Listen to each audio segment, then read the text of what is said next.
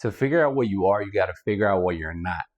Okay. And this is how you test this out. This is how you investigate and figure out who you are, right? The core of your identity, right? Because this is always going to be a doubt.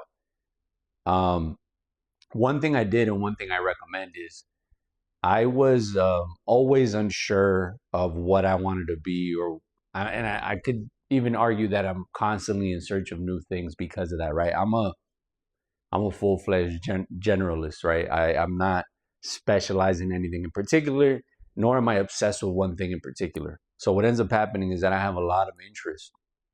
So I think if you're in that camp, if you see yourself in that situation, is that I played around with a lot of different things in terms of work.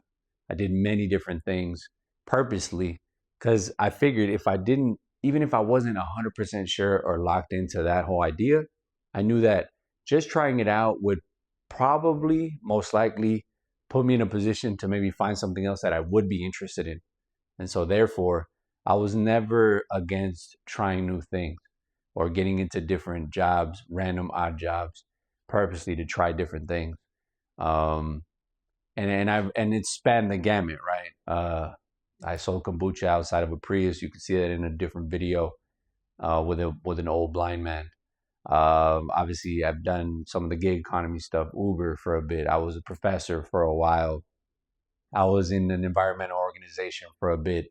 I taught, English language learning. So it's like I've done many things. I was even a writing consultant for a bit. So I've done many things in terms of trying out different crafts. And I think what I learned from that is, like I said, you come away with knowing, or these are the things that I'm not. So that way I can figure out what I actually am. So that's the first thing, right? The other thing is you have to understand when you're most alone, when you're most in doubt, that is when you figure out who you really are, right? There's no one around. There's no one to lean on. It is just you and yourself.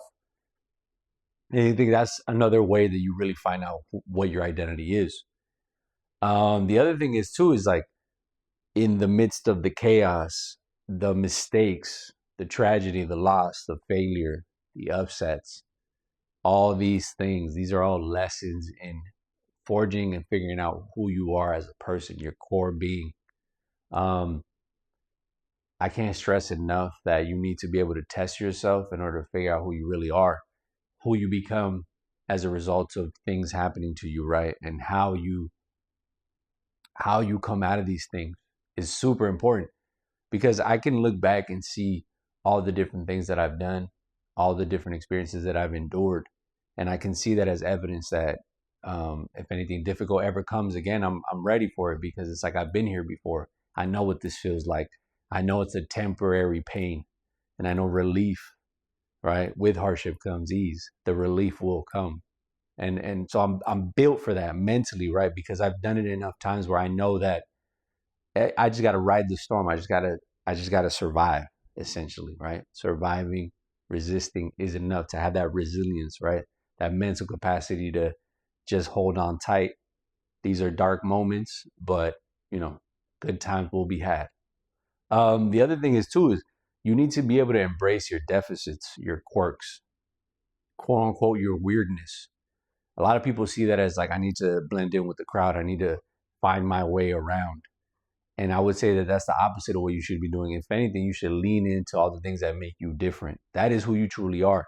And that really is, if you think about it, that is the tango between your genes and then your environment. When those two collide, that is what you really are. So, if anything, you could kind of tweak your genes a little bit, right, in terms of maybe some internal stuff, diet and whatnot. But then you can also change your environment, and that sort of can tinker a little bit of your identity for sure. But I think all the bad habits, all your quirks, all the things that make you who you are, I think that's like a superpower. I think that is where your identity is most crystallized, is in those things. Because for the longest time, when I was trying to figure out who I was and I was kind of like trying on different masks and seeing what worked, I noticed that throughout the entire process, I could never change my true nature, which is that I was perceived as like a weird guy. That was for sure. I was considered very weird. Um, mainly because I just didn't really consume much of like pop culture, so I was kind of out of touch with that.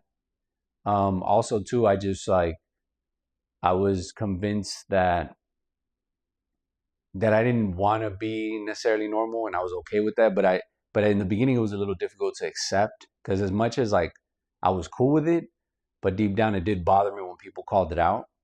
Now it's like I said, now it's like a badge of honor. If anything, I'm hoping people notice it because those quirks, like I said, that's what makes you who you are. And it's not because I'm doing it for performance sake. It really is just like, this is just who I am. This is, I want to be fully myself, very vulnerable, very real. And it may come at a cost, right? The cost of what? Maybe not everyone liking you, not everyone appreciating it, because the reality is you have to understand when you are who you are. A lot of times, what that ends up doing is reminding people that they aren't who they are deep down, and so you end up taking a lot of people end up being resentful as a result because you essentially provide to them a reason why, a reminder, if anything, that they're not who they're supposed to be, but you are what you're supposed to be. And that can unfortunately lead a lot of people to not like you. And so you have to be okay with that. That is part of being okay with and accepting who you actually are. And like I said, and I don't mean this like in an identity politics perspective. I mean this in like a who you are as a person. What is your internal compass? And that is not to be confused with the fact that you can't evolve. You should absolutely evolve. I feel like day to day, I take the lessons, I take my losses, I take my mistakes, I'll take my victories even, and I consume them, right? But I don't let them consume me. I will, if anything, see that I did something wrong. I'm perfectly okay with changing my ways, with adapting a different sort of optic to the situation, and changing my perspective. If anything, like I say, I think evolving is the thing, right? I don't think you should necessarily quote unquote change. I've tried to change. I've tried to be different, and then I realized like I always go back to my baseline. Okay, so I think what you have to do is you have to look at it differently. You're not trying to change. You're just trying to evolve. Right? You're trying to take in experiences and situations and take them for what they are, and then you move forward with that in mind. A lot of people get surprised and they're like, "Oh my God, you've changed." It's like, well, no, it's not changes. It's like I'm looking at things as they're happening in real time, and I adapt as such. And so I don't stick to what I see is not working for me. I pivot and I move on. I think that's what you have to do, and that's not going against my nature. That's me understanding that I'm allowed to kind of change my ways. I'm allowed to see things differently. I'm allowed to adapt new modalities. And I think that's what you have to understand is that with time, with experience, that's just what life does. Um, and you do that humbly, right? You take it on the chin and you keep moving forward. And for me, like I say, it's my superpower to be a weirdo. The other thing is too, I'm often described as many things, many things. The perception of me is oftentimes it is what it is, right? It's interesting though to see what people will say because then I'm like, well, I think about it like, is that true or not?